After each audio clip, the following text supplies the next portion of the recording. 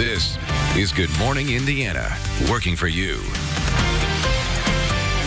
It's 6 o'clock and a Storm Team 6 alert day. Winter weather advisories are posted for most of the area as a mix of snow, sleet, and freezing rain is heading our way. We'll have your hour-by-hour forecast coming up. If they help one kid, in 10 years that kid may help 10. And that's what the world needs. A local family in Johnson County seeing a problem and finding a solution. This morning, how they're doing their part and why they need your help. A teenager forced to spend months in the hospital because of a common illness. This is just the flu. Anybody can catch it. What doctors say caused the teen to react so badly and how you can prevent the same thing from happening to you. The spring decorating season will be here before we know it. We're live at the Indianapolis Home Show to help you spark a few ideas to spruce up your home. And new year, new you, new diet? We're working for a better you, giving you some simple tips in the kitchen that can make a big difference. All right, it is 6 o'clock here on January 17th. Double checking the date there. It is finally Friday. Thanks for joining us. So cold, had to get fuel this morning. I think I left my credit card at the pump. I didn't care. It was so cold, I thought, I got to get back in my car and come to work. So, hey. So you're saying that I don't care. Your card is still at the gas station? Yeah. And I have a feeling you have a lovely amount of cash available on that. No, I'm just kidding.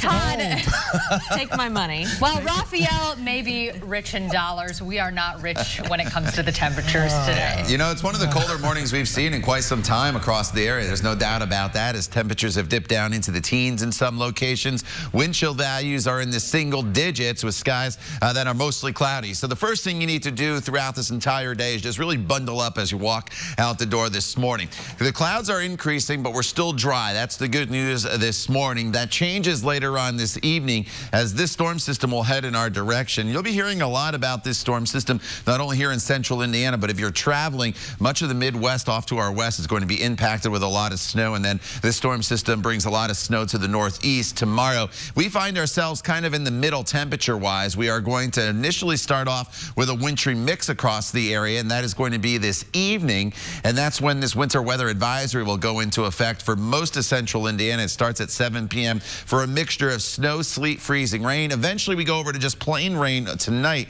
We'll detail it with the timeline for you using TrueCast coming up in just a few minutes. All right, Todd, thanks so much. Here is a live look at your morning commute through Fishers. Good morning to you. I-69 here, a view from 106th Street where you can see traffic's pretty quiet. It's traveling smoothly, so let's plan out your Hamilton County commute heading southbound on Interstate 69 from State Road 37 to the I-465 ramps. No problems, no delays. It is a 5-minute commute.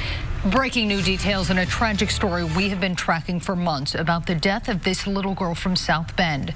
New court documents just released claim the grandfather who dropped her from a cruise ship window was, quote, unquestionably aware a window was open.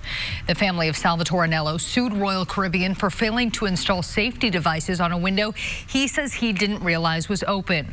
Royal Caribbean now wants the case dismissed, saying surveillance video shows the man leaning out of the same window holding the girl out of it before she fell. Anello faces up to 3 years in prison. The time now is 6:03. A Johnson County couple saw a problem and decided the best way to face it was to do something about it. Now they're facing a May deadline as they seek to collect, fix, and then hand out dozens upon dozens of bicycles. From the wheels to the chains. I thought it was really cool when we started.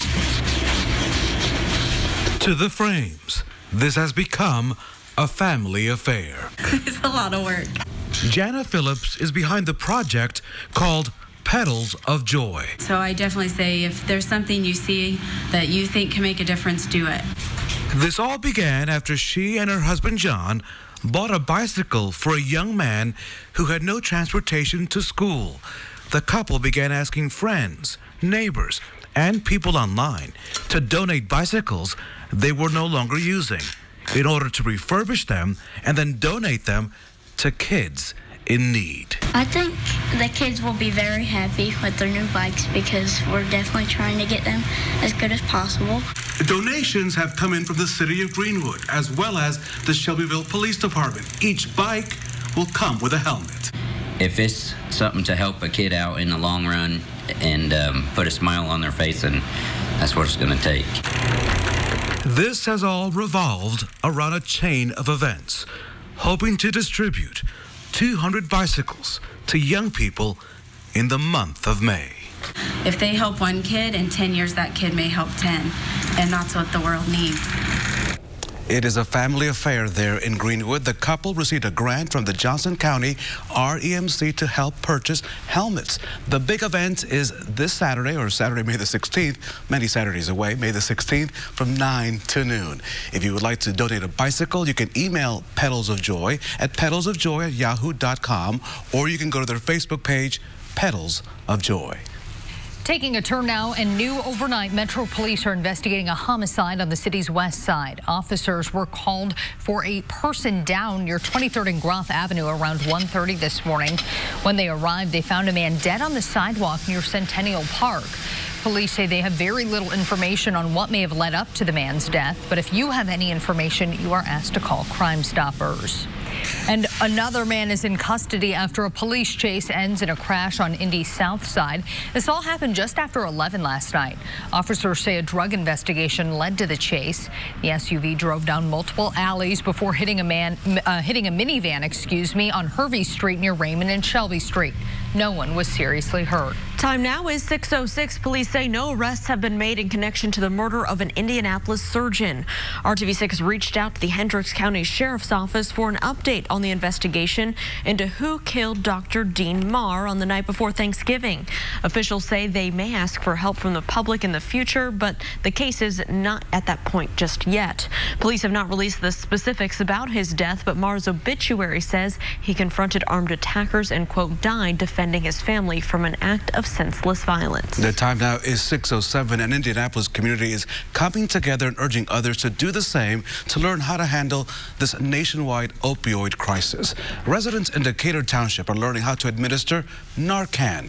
You might have heard us talk about that before. It's a life-saving substance designed to stop an opioid overdose. Deidre Coleman with the Marion County Public Health Department says the opioid epidemic does not discriminate. She says with training, you may be able to make a difference in someone's life when they least expect it. It's vital at this time. You know, losing 115 people a day is critical. And so, since we are in the middle of this epidemic, we need to be paying attention. More details now. The Marion County Health Department has seen an increase in the requests for Narcan training. You can now have a setup for training by going to this story, learning more about this on the RTV6 app. A local woman wants you to stay alert after her scary experience in downtown Indianapolis. Emily Smith is a dog trainer. Her two dogs were with her on Georgia Street when a man approached her making threats. Emily says her dogs protected her the entire time. I was in no fear for me. I was in fear for him because I knew I was safe with my little guys. Emily says the man eventually ran away. She called police to report the incident. Now, self-defense experts want you to know you don't need dogs or weapons to protect yourself. Working for you, we went to the School for Self-Defense up in Carmel. Instructors say always pay attention to your surroundings, avoid conflict, and learn how to de-escalate situations to try to avoid fighting altogether. But if those things don't work... Instinct would say just defend yourself and run, right? But the thing is, if I do something like, for example, I grab your wrist to pull you with me, right? Mm-hmm. And you do something like pull your hand out, right? So just like you rip your hand out of my grasp, right? Mm-hmm. You've done nothing to stop me from grabbing you again. Right. Right? But if instead I grab your hand and take it with me, you take your free hand, jab into my eye, right? Bang, you've attacked, and now the opportunity has been given to you to run. Well, the School of Self-Defense will hold free training class on January 25th at 6 p.m. IMPD is also holding 2 free classes later this month. You can look for details right now in the RTV6 app. One of Governor Eric Holcomb's top legislative priorities is to enact a hands-free driving law in our state. But whether that will happen is still really up in the air. A few years ago, Indiana passed a law against texting while driving, but the governor and legislators say it can't be enforced. The current law does not outlaw sending tweets or reading emails, for example. Under a hands-free law, you could still use your phone. You just could not be holding it while you are driving. Indiana House Speaker Brian Bosma says some Republicans are not in favor of a hands-free law, saying that it may infringe on personal liberties. Are your home decorating juices flowing this morning? Whether they are or not, the Indianapolis Home Show might be the place to get the inspiration you need. Our Kelsey Anderson joins us live this morning from the centerpiece of this nearly century-old event. This morning, Kelsey, are you sitting by the fire there? Oh, yeah, I'm sitting by the fire, relaxing. It feels like an Indiana summer night out here. So we are here. This is the backyard of the centerpiece home, and I'm here with Jim Calvin with Calvin Landscaping. And this is what you wanted to feel like, an Indiana summer night. So tell me a little bit about your inspiration for this. Well, sure. We wanted to put on a great outdoor living here at the Indianapolis Home Show. We dimmed the lights back here and made it feel like a nice summer 70-degree Indiana evening. Yeah, and not only is it a 70-degree Indiana evening, this is an oasis. This is like I'm relaxed just being out here. It is. We've got some great fire features, hundreds of plants, a pool, outdoor kitchen, outdoor bar area. I think we've outdone ourselves this time. Yeah, definitely. And this is your 6th year doing this. Is this your favorite so far as backyards that you guys have done? It is. We've been debating this as our 6th year out here doing the centerpiece home, 21st year at the Indianapolis show here. And our designers are saying this is the best we've done. Awesome, awesome. And of course, a little pool back here. It's obviously not a real full pool, but very nice to see that, you know, it can fit in this landscape. Yeah, just everything fits together.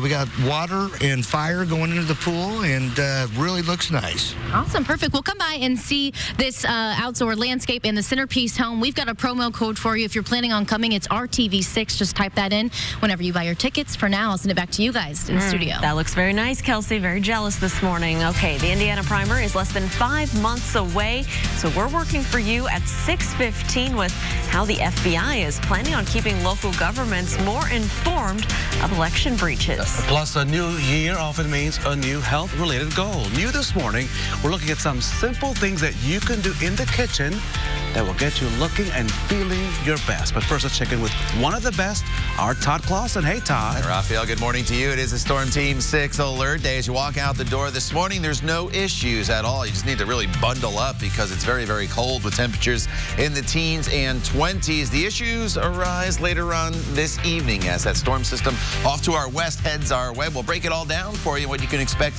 here in your neighborhood coming up in your Storm Team 6 forecast. The time now is 6:12. Stay with us. We'll be right back. Flooring, floors to your home, that too. Welcome back to Good Morning Indiana. Here's a look at what's expected to make headlines later today. Actress Lori Loughlin's college admissions bribery case is up for a hearing today in a Boston federal court. Loughlin and her husband are charged with conspiracy to commit mail fraud and honest services mail fraud. Prosecutors said this week the pair rejected a legitimate approach to help one of their daughters get into USC. The Congressional Hispanic Caucus leads a delegation to the southern border in Texas today to investigate the impacts of the Trump Remain in Mexico policy. Under the policy, asylum seekers who cross the border are sent back to Mexico to await their court dates. The group will also visit asylum seekers at a large tent camp. The time now is 6:16 in our Democracy 2020 coverage. The FBI is changing its policy when it comes to local elections. The agency says it will now notify state officials when there is a breach. In the past, only local government officials would be alerted to the attacks. And that meant that state officials in charge of election results could be left in the dark, not knowing the election had been compromised. So under the new policy, the FBI will now notify local governments and state officials at the same time. It is 6:16. Questions about whether the FAA has properly inspected the 737 MAX have been answered. A government advisory committee says in a new report the FAA correctly treated the MAX as an update to the older 737s, meaning it was not subject to more examination like new plane models usually are. Legislators have been investigating if the FAA followed the correct safety procedures after two 737 MAX crashes that killed 346 people. President Trump giving the green light for federal funds to be used to help Puerto Rico clean up from a series of earthquakes. The disaster declaration signed on Thursday allows for temporary housing and home repairs. Property owners can also apply for low-cost loans to cover uninsured losses. The assistance covers residents of some of the hardest hit areas of the island. Other areas may qualify after more damage assessments are completed. Here at 6:17, anywhere but central Indiana sounds great right about now. Puerto Rico, somewhere else down in the islands maybe. The Home Show by Kelsey Anderson. I mean, even that fire, yeah. Just envisioning being out by a pool right now because it is miserable out there, Todd. It would be nice. It's going to get worse here, too, before it gets better. This morning, at least it's dry. It's just very cold this morning with temperatures in the 20s. But this evening, we run into a wintry mix and the potential for slippery conditions, and that's why it is a Storm Team 6 alert day. And then tomorrow, it goes over to just plain old rain. So it's really tonight that we have the winter weather issues, and then tomorrow you kind of have to make those indoor plans just for some plain old rain that will be around. Your morning commute, though, the roads are dry, not expecting any precipitation, but here are those temperatures. 21 in Crawfordsville and Greenfield. It's 19 as you make your way from Tipton up towards Peru. You factor in the wind, and it feels like it's only 9 degrees in Lafayette. 11 is what it feels like in Indianapolis. So as we work our way throughout the day today,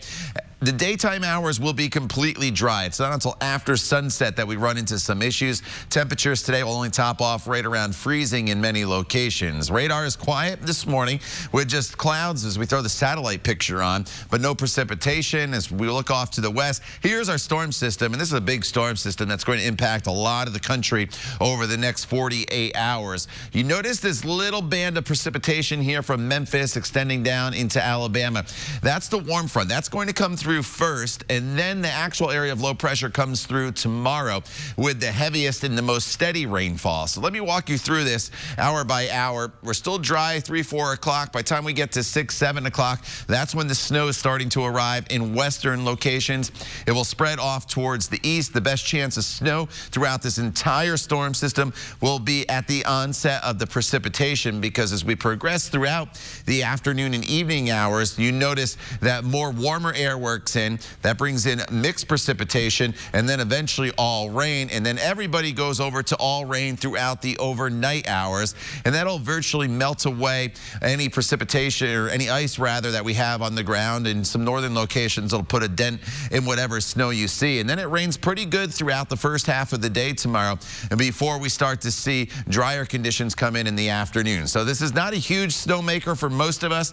Once you get to Crawfordsville, Lafayette, points to the north, could get up to an inch, maybe a little bit more than that. It's only a coating to a couple tenths of an inch in and around the metro area. That's the snow. The bigger issue may be the ice. This is not enough to cause a lot of damage, but it is enough to slicken up the roadways and the sidewalks. A couple hundredths of an inch of ice is possible with this system. But again, if you just stay indoors overnight, by the time you wake up tomorrow morning, temperatures are above freezing for us. So any ice that is out there will melt away. But Saturday is a wet day, and then Sunday and Monday it's dry, but very, very cold as winter returns. 19 on Sunday with wind chill values below 0 throughout much of the morning. Lauren. All right, Todd, thank you so much. We are keeping a close eye on traffic right now over on the east side. We'll continue to keep you updated if there are any issues for your commute. But right now, we are smooth sailing. So let's take a look right now at our Traffic Now map and plan out your commute. Northwest side drivers heading southbound on I-65. You can see here it is a 17-minute drive from the Dogleg to I-70 at the North Split. No crashes to report around the metro area at this hour. Great news for your Friday commute. Young women across the country are getting strange cards congratulating them on their pregnancy. However, most of them aren't pregnant. New at 6:27, we're looking at who's behind the cards and how it could end up costing you money. Plus, a Central Indiana teen spending months in the hospital fighting a common illness this time of year. It's easy to ignore because you don't see the immediate impact until you meet somebody or see a case like this. So ahead this morning, this doctor's message for you as the deadly flu season continues to take its toll across our state and country. The time now, 6:21. You're watching Good Morning Indiana. First bet risk-free when you join FanDuel Sportsbook today. Welcome back. Time right now is I-65 at West Street. You can see traffic here near the downtown area is moving along up to speed. Great news for your Friday morning. All right, here at 6:24, it's time for what's trending at 6. So obviously, if you're in a situation and you feel like you need to go to the hospital or have an emergency, but you're the only person at work, you sometimes feel like you can't leave. Sometimes you can't leave, right. Well, this happened to one employee at a gas station. They were working alone. They had to go to a hospital. So Grand Rapids, Michigan firefighters, they stepped in to serve customers. The first responders worked the counter for about 15 minutes, serving 5 customers in all. They say it's just another part of serving the community. Way to go. Yeah, that's taking public service to a new level. And we hope that employee wound up A-okay. I hope they got a free bag of Doritos and a grape drink. I'm just something. Okay, well, check out this story. A North Carolina family knew their German Shepherd was expecting, but they weren't expecting, this is a green puppy. Never seen this before. Wow. The family says aside from the colorful surprise you see there, everything else was normal. They took the little green cuddle machine to the vet, who says the on-coloring is rare, but it's not abnormal.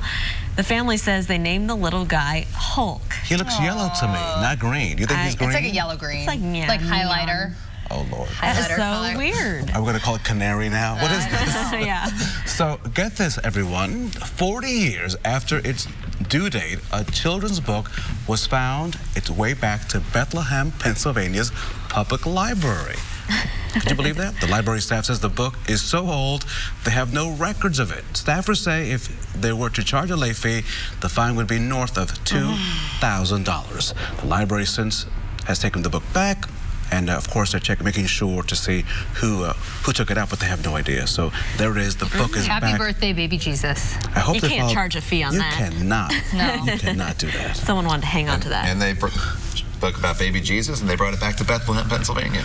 There you go. Wow. All right, well, we're going to bring it back here to Central Indiana for a check at our weather, Todd. It's cold this morning, quiet, and I know you've seen the Storm Team 6 alert animations and that beep. If you have the Storm Shield, you're very familiar with that. We're in alert mode for later on this evening compared to this morning. We are dry throughout the daylight hours. Temperatures this morning, though, only in the 20s. Will be around 30 degrees by the noon hour. Your evening commute is dry as well, with highs only right around freezing, but starting at 7 p.m., that's when the winter weather advisory will go into effect. We'll break down the snow, sleet, and freezing rain that's heading our way coming up in just a few minutes. Todd, thank you. Young women around the country are receiving a strange card congratulating them on their pregnancy. The only problem is many of them aren't pregnant. Yeah, we've seen this before, and our John Matarese is working for you this morning and looks into what's really going on so you don't waste your money. A confusing mailing that first made news in 2019 is generating more complaints this new year. That's according to the Better Business Bureau, which is warning women to watch for a letter that appears to say, congratulations. Renee Johnson is a new mom who recently found this in her mailbox, a card featuring an avocado saying, holy guacamole, you're going to have a baby. It looked like a friend had sent me a card with some, gift cards and coupons and stuff for baby stuff. Inside, coupons for baby products and a handwritten, congratulations, I'm so excited for you note from Jenny B. Renee was confused. So I reached out to every Jen or Jennifer that I knew to see if maybe it came from them. And everybody was just as confused and said that wasn't us. So she Googled the card and discovered it was really a promotion for expectant moms from a Utah marketing company called Mother's Lounge. Now, if you were to find this card in your mailbox, you'd probably open it because it's pink, handwritten, and personally addressed to you.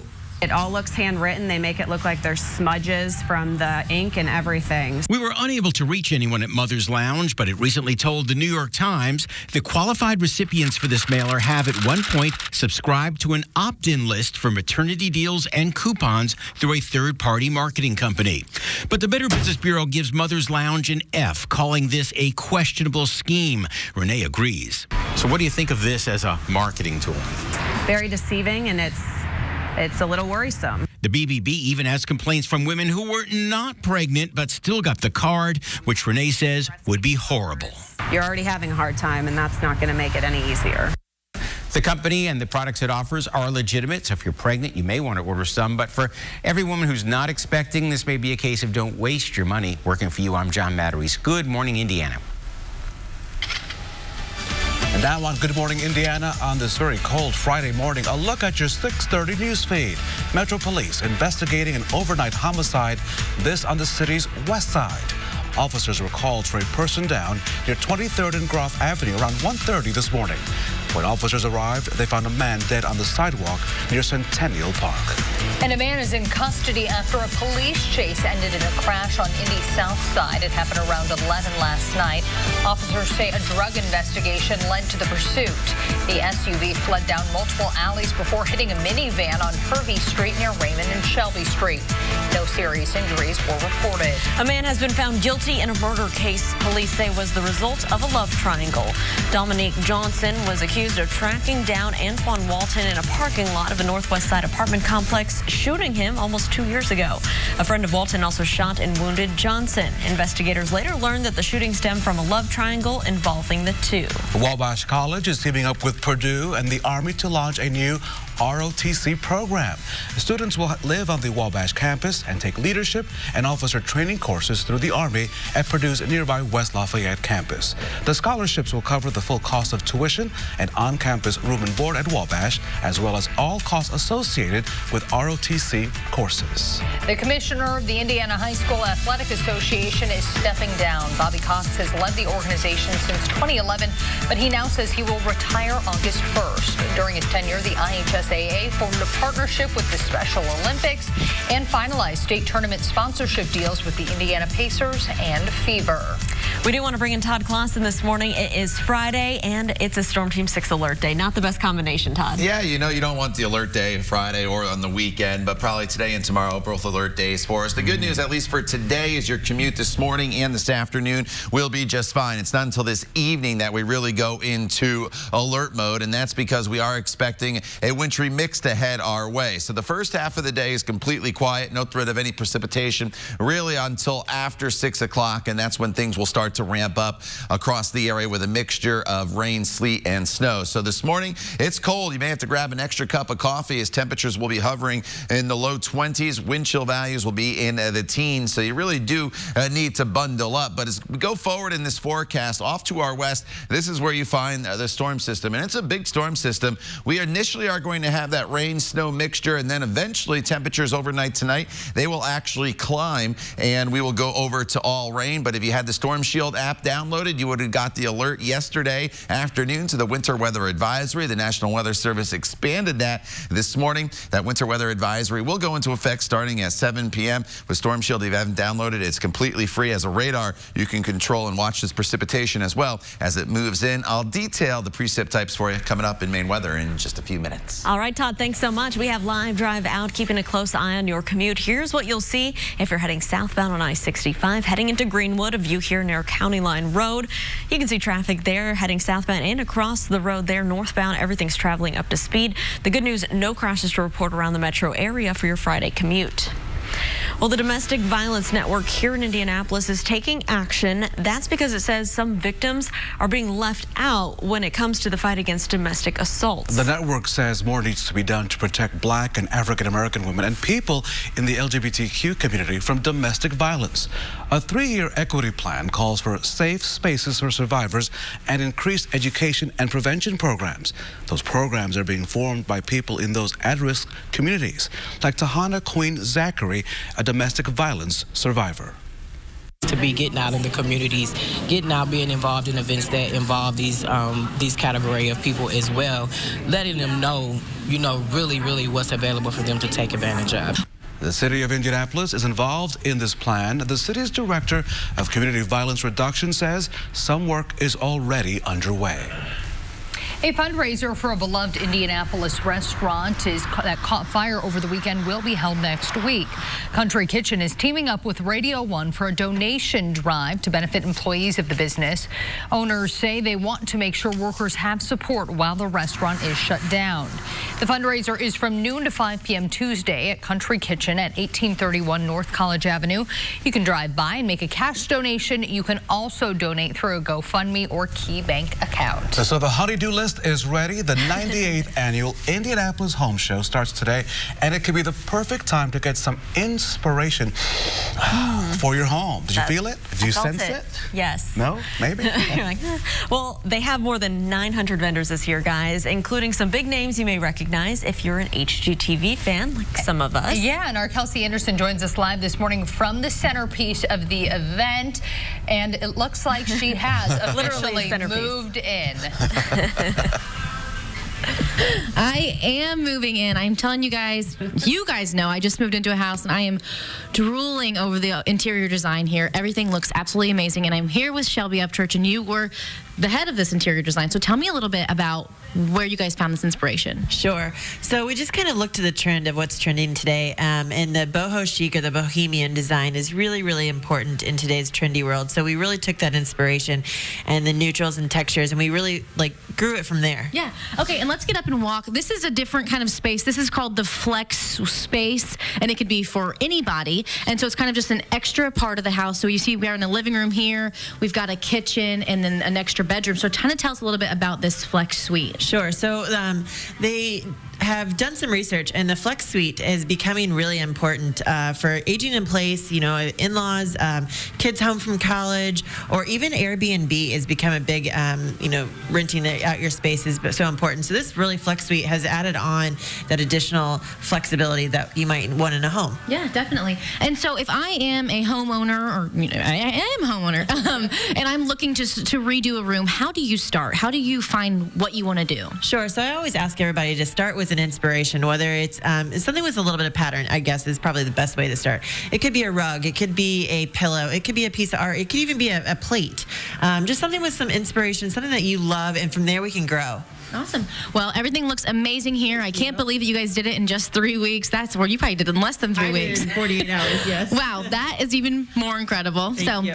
If you have time over the next 10 days and want to come out and see it, we do have a promo code for you if you're going to buy tickets. It's RTV6, and you can find that link over on our website. I'll send it back to you guys in the studio. Kelsey, thank you. Here at RTV6, not only are we always working for you, but we are also working for a better you. Just after the break, the 6 things you need to know that could help you have a healthier 2020.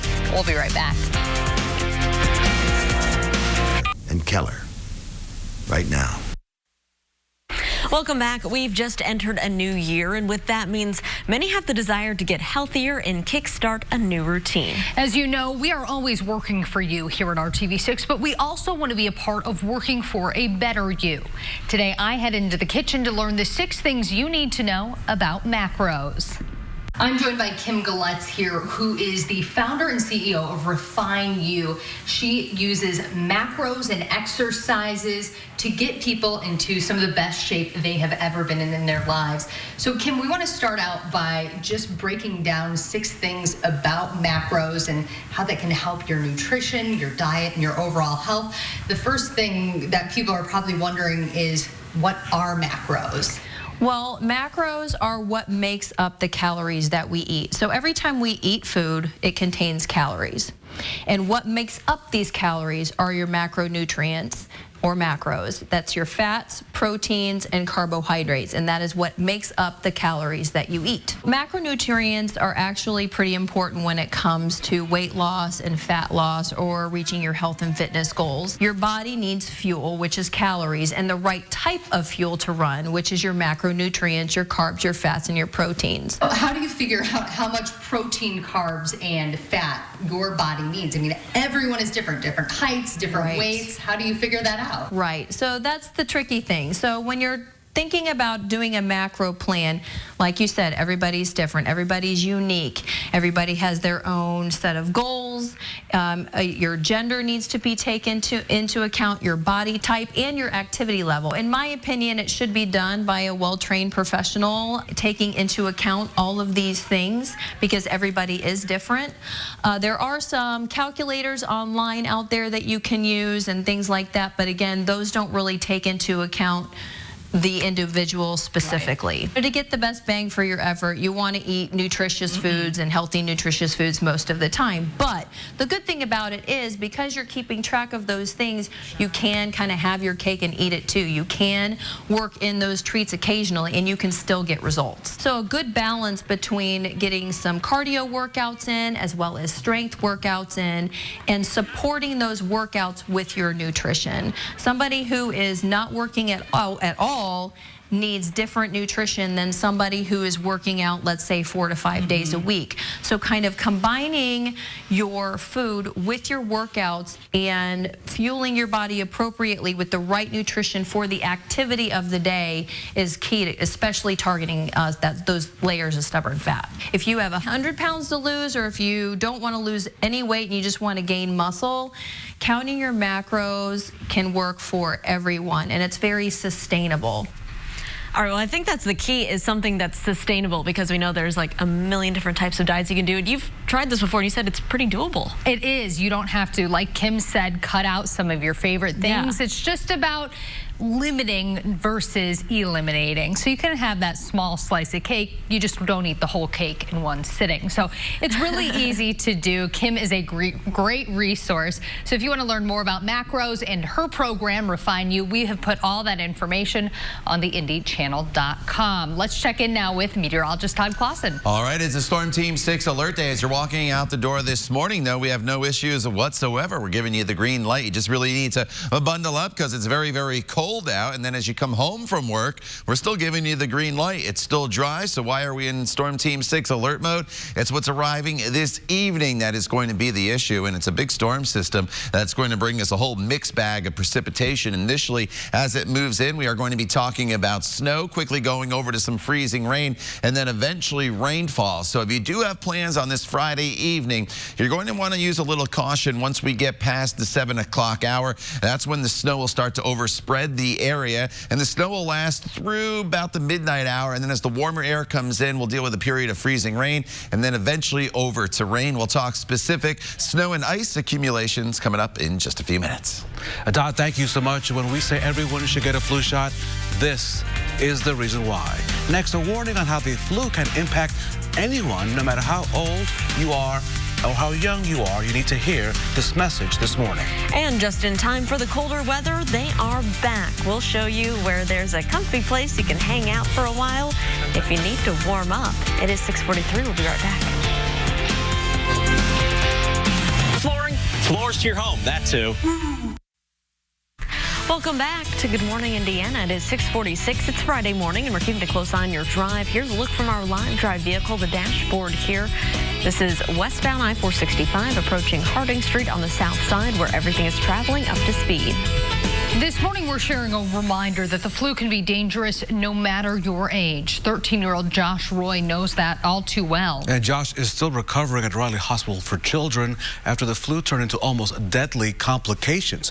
He was flown to the hospital in October and was on life support for 54 days. The flu brought on complications like septic shock and hypoxia. Now on Thursday, Josh got to reunite with the IU Health Lifeline crew that played a big part in saving his life. Because of stories like this, Indiana health officials continue to warn people that the flu is still spreading and it's not too late to get that flu shot.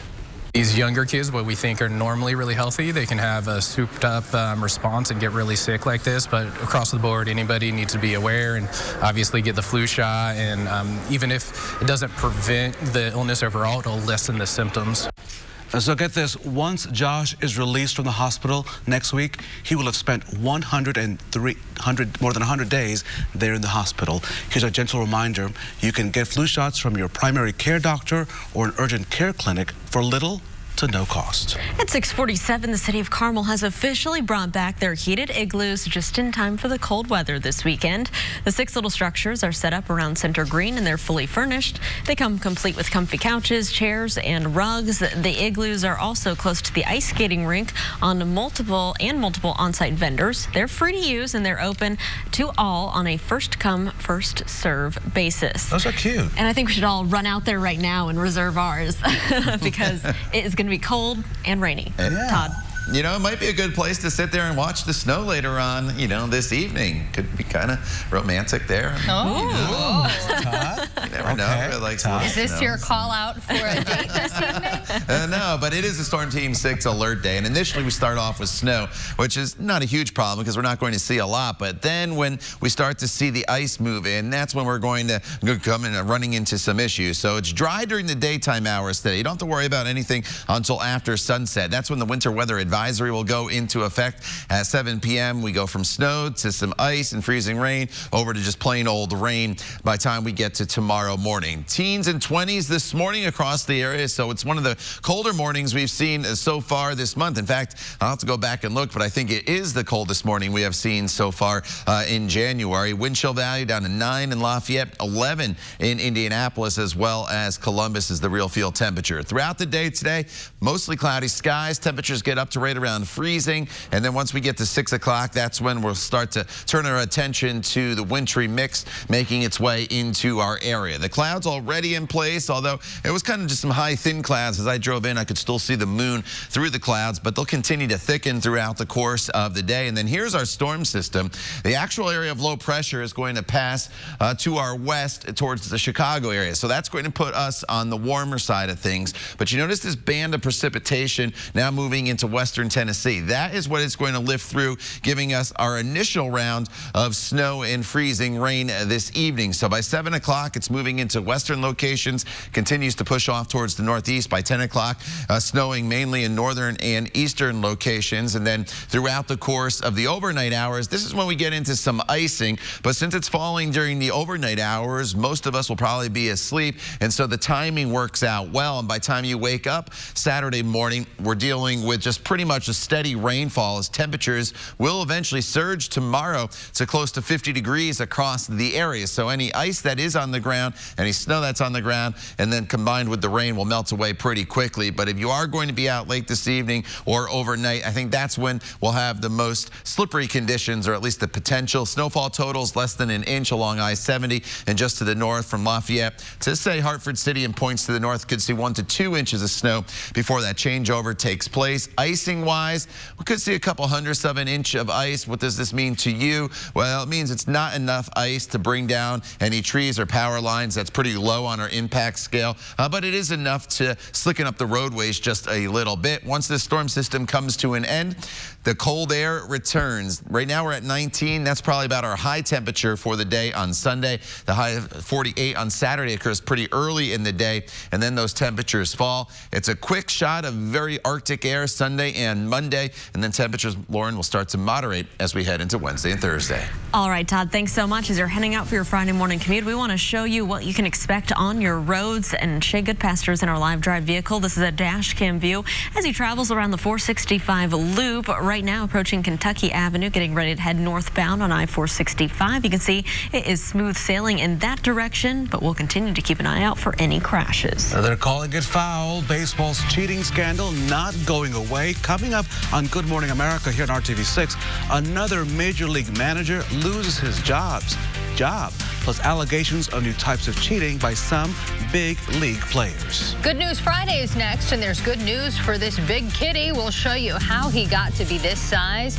But like a lot of folks, he's making some healthy changes with the new year. We'll be right back. Visit the Hiring Hoosiers job board.